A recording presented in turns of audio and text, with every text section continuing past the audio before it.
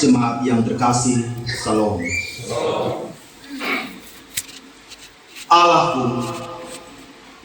Allahku, mengapa engkau meninggalkan aku?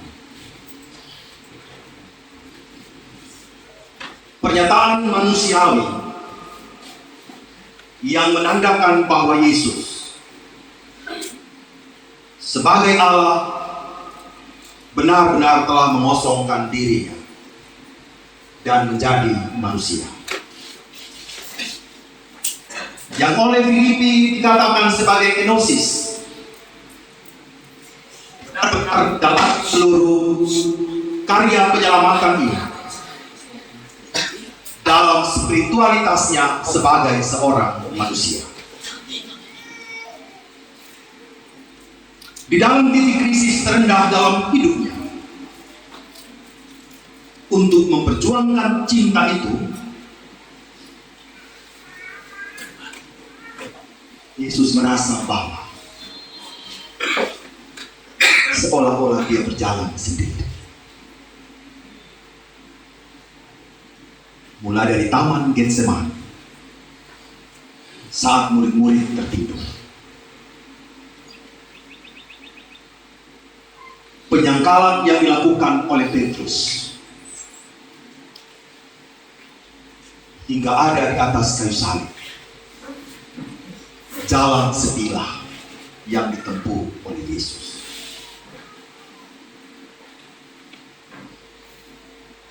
Bahkan dalam dirinya yang sebenarnya Allah itu,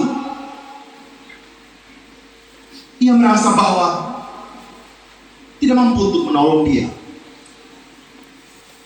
dalam kondisinya sebagai seorang manusia yang tidak sekedar menjalankan dan menghadapi ritual penyaliban itu, tetapi kehidupan spiritualitasnya untuk karya penyelamatan manusia.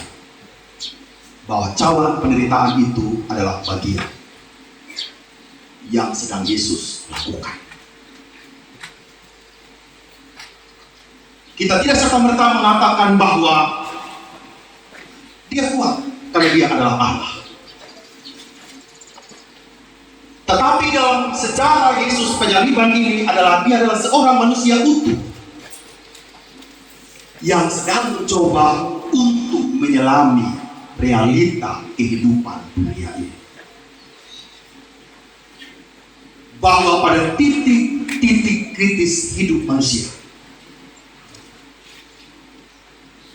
dampak dari dosa itu menyakitkan. Dampak dari dosa itu tidak enak. Dampak dari dosa itu membuat keterasingan. Dampak dari dosa itu membuat penyangkalan. Dan sedang itu yang kita alami hari ini.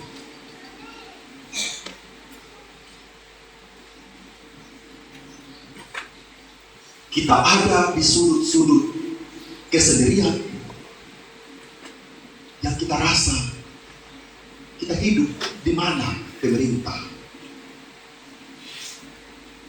Dan mungkin juga kita merasa sendiri di mana gereja. Kita merasa sendiri di mana pasangan saya. Ketika beban hidup ini begitu berat. Mengapa anak-anakku meninggalkan aku? Mengapa saudara-saudara kandung meninggalkan aku di saat aku paling membutuhkan mereka?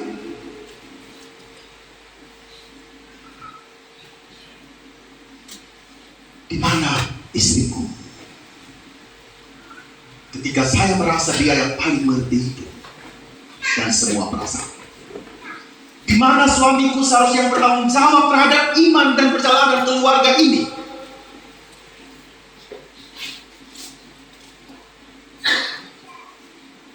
Dan pertanyaan itu sepertinya menjadi bagian dari realita hidup yang Yesus ingin katakan di atas kayu salib. Sebuah pertanyaan reflektif. Petrus ada secara fisik. Tapi dia menyangkal. Murid-murid ada pergi ke Taman Getsemani, duduk berbicara, tetapi mereka tertidur. Ibunya, saudara-saudaranya ada di bawah kaki salib. Bahkan Allah, dia yang sebenarnya. Tetapi krisis dalam perjalanan dosa, keterasingan itu sungguh dirasakan. Papa Mama, Yesus memahami realitas manusia. Yesus memahami realitas saya, Papa Mama, hari ini. Yesus tidak sedang menjalankan misinya siapapun. Dia sedang menjalankan misinya Allah yang mau peduli dan menjadi manusia. Bahwa dia merasakan apa yang saya dan Papa Mama rasakan, bahkan di krisis terendah dalam hidup ini. Oleh karena itu sebenarnya Papa Mama, tidak ada alasan untuk kita mengatakan Tuhan meninggalkan kita. Tidak, Papa Mama. Membawa sebuah pemahaman baru bahwa sebenarnya Yesus ada dengan kita. Merasakan yang Bapak, Mama, dan saya rasakan, bahwa kita seolah-olah ditinggalkan oleh realita hidup ini. Dia hadir dengan cara yang berbeda, yang hanya dipahami oleh iman kita saja. Pesan Jumat Agung ingin mengatakan yang pertama, cinta bukanlah kelemahan, melainkan bentuk tertinggi dari kekuatan. Sekali lagi, cinta bukanlah kelemahan, melainkan bentuk tertinggi dari kekuatan. Bapak Mama, jika kita mengampuni, bukan berarti kita lemah. Itu adalah kekuatan.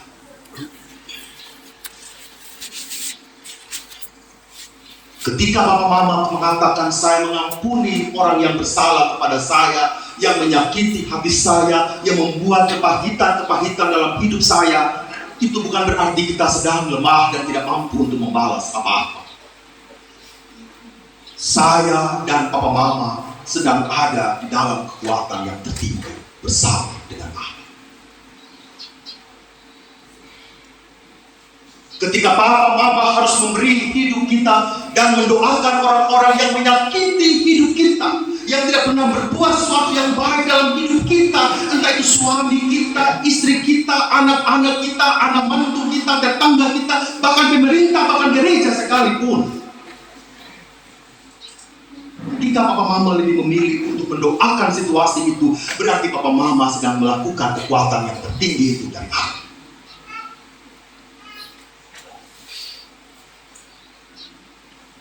Ketika Papa Mama harus bangun pagi dan bekerja, membuka kios, membuka toko, membuka wajan untuk menggoreng kue, membuka jalan untuk pergi ke laut, apakah dapat ikan atau tidak, kita sedang merayakan bahwa cinta Tuhan itu ada dengan segala kekuatan. Walaupun kita tidak tahu, laku tidak hari ini.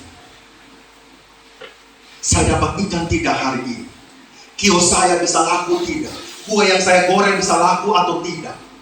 Kursi, meja, segala macam yang saya buat bisa laku tidak kalau saya jual. Semua perasaan itu sebenarnya adalah kekuatan-kekuatan kita untuk meyakini bahwa Tuhan tidak pernah meninggalkan kita. Amin. Kita tidak akan bangun pagi dengan bermalas-malasan.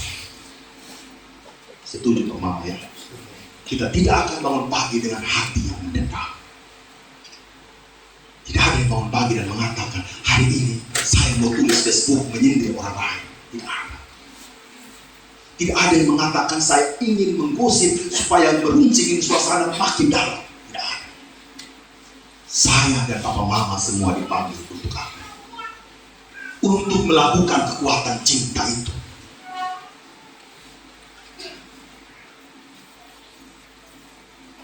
Apakah kekuatan cinta itu Papa Mama mau rasakan dalam hidup? Hal yang kedua, cinta itu menuntut keberanian untuk hancur, sehancur-hancur. Cinta menuntut keberanian untuk hancur, sehancur-hancur. Tidak ada yang mengatakan hancurnya bagaimana. Hancurnya cuma setengah Pak Pendeta, tidak ada. Dia harus hancur, sehancur-hancur. Papa Mama pernah tidak dianggap oleh keluarga Papa Mama? Pernahkah ide yang kita berikan tidak dianggap? Pernahkah kita diremehkan? Dan semua apa yang kita omong kayaknya dorang-dorang saja yang didengar. Saya tidak pernah didengar. Dan kemudian mengatakan, apa karena saya miskin? Apa karena saya tidak ada apa-apa? Dan segala macam pemikiran. Bahkan ketika kita sudah melakukan hal yang paling besar dalam hidup ini, jangankan terima kasih, nama kita hancur dan bau iya, dan kita kecewa Pak Mama.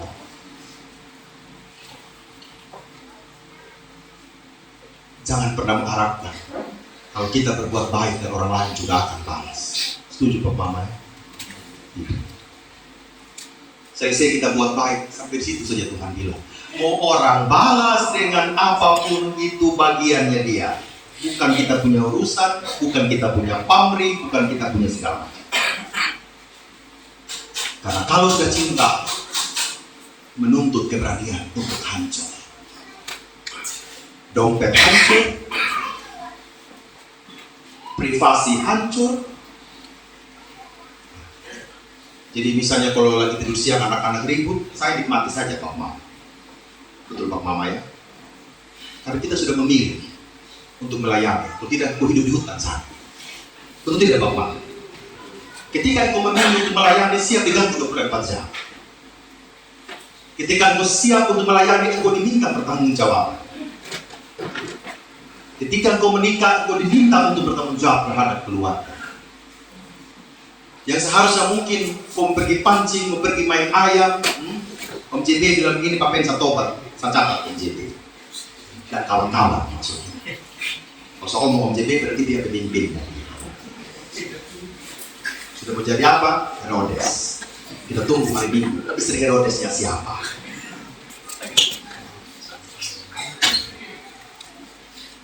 Kita harus hancur Bapak.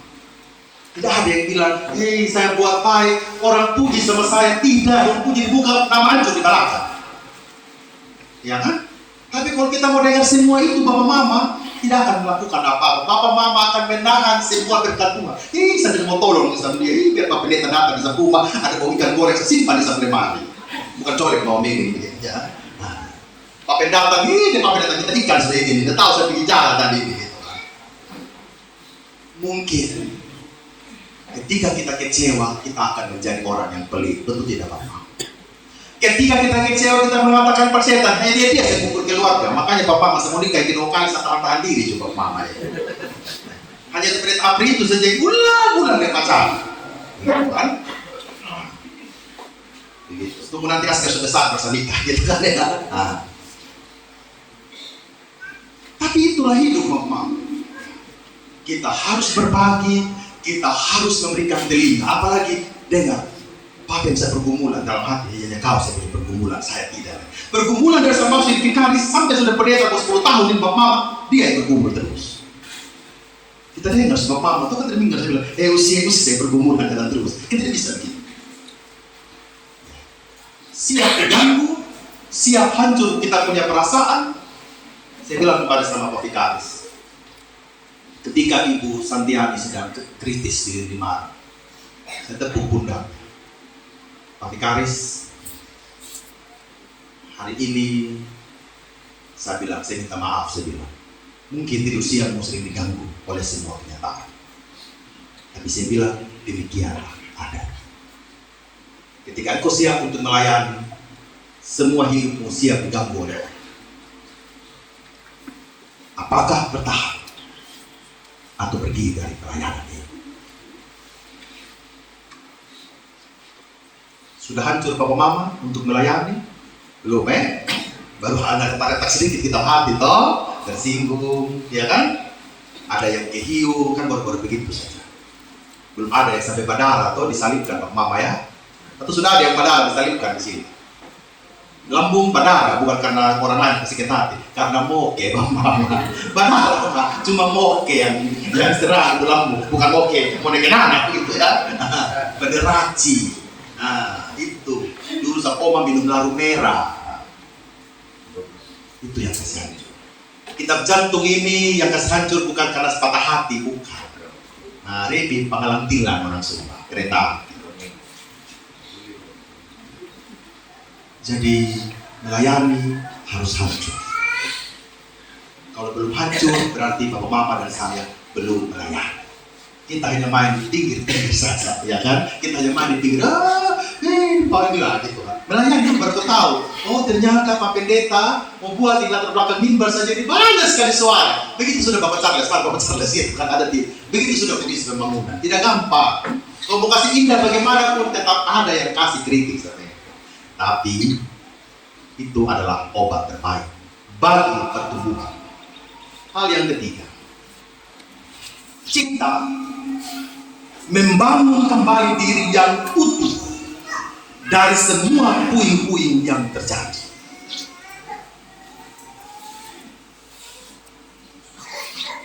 Tidak tinggal diam. Yesus mengerjakan segala sesuatu dengan tuntas. Dia tidak hadir bahwa ya dia Yesus yang hanya menyembuhkan, dukun juga bisa. Di zaman itu Bapak Mama dukun juga banyak yang menyembuhkan. Tetapi Yesus melakukan dengan utuh. Bahkan oleh sesuatu yang bukan seharusnya dia lakukan. Kematian di atas salib itu hanya untuk para penjahat. Tetapi sesuatu yang tidak seharusnya dia lakukan Bapak Mama. Dia ingin melakukan cinta itu secara utuh.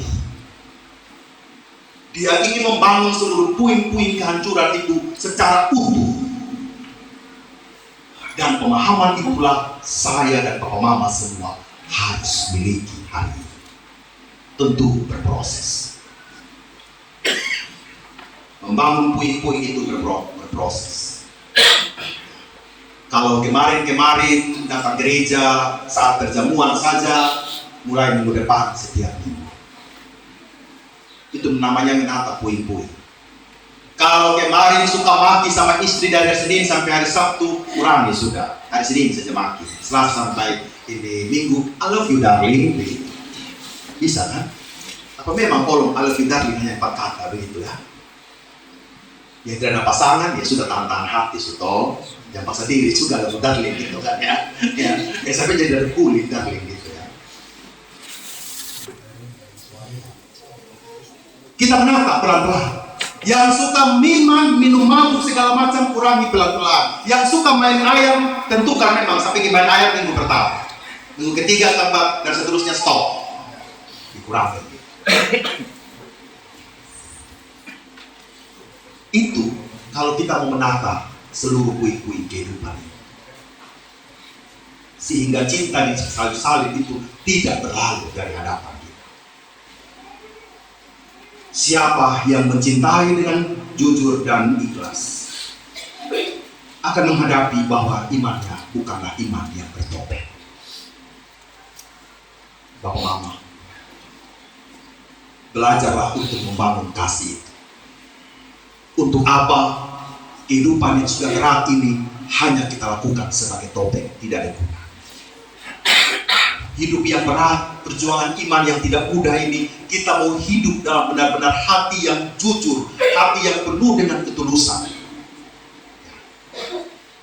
Agar salib Kristus itu benar-benar hidup.